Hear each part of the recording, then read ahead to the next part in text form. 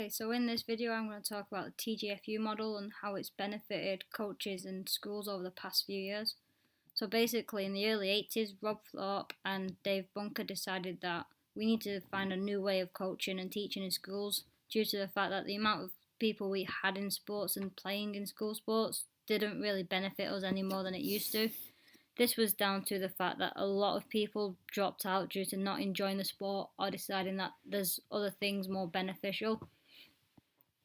The TGfu model is basically teaching games for understanding. So you get a sport and you teach a game-based approach. So in football, if you've got a passing drill, rather than just getting them in lines passing, ask them to get from A to B with only having to do like say 6 passes or 7 passes, and then therefore they're learning a lot more at the same time, and this means that they have to find their own way of doing it rather than us doing it for them or telling them what to do. This meant that they understood what they were doing more and decided that this was a better way of doing it. Mitchell, Oslin and Griffin in 2006 also indicated that in the last decade the TGfu models had a significant number of theoretical and practical proposals for teaching and extracurricular development in games and sports. This is down to the fact that nowadays, if we'd learned to do this, we benefit more because children not only learn the technical side of it but the tactical side of it. So they learn how to do a certain thing or how not to do a certain thing. So for example, in passing, they can learn, oh, this pass might be better than going the other way and vice versa. Clement and Mendes in 2011 also advocated that the TGfu model enhances children's learning and motivation towards a sport.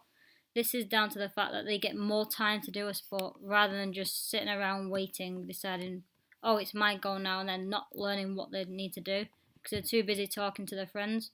Whereas this way they can benefit more because they've gone, oh, I can do this, this, this and this. So they're in groups. They have to communicate more as well, which we found was more beneficial because if they have to talk to their players, they tend to learn better communication skills. I've used this model over the past few months where I've been coaching in a school, coaching volleyball and basketball, and we got them into a game situation and asked them to learn the skills in a game situation. Then went back to it 3-4 months later and noticed that they benefited because they remembered everything that they had to do and remembered how to do it rather than just stood around waiting to have a go and learning, oh, what do I do now because I wasn't listening.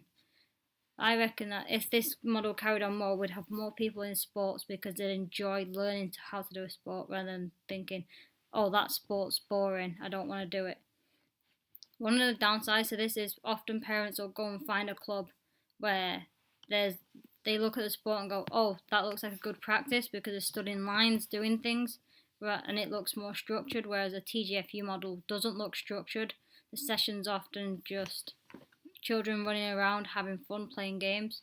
We need to teach parents that although it may look messy, your child will learn more this way than they will just stood around waiting for their go, waiting in lines, because all they'll really learn there is how to wait in a line for 2 minutes, get one goal, and how to wait in a line for another 2 minutes. And parents need to understand that that's not the right way to teach your kids. Your kids all constantly need to learn the skill every second as they're going along rather than just waiting in lines, waiting to have their go.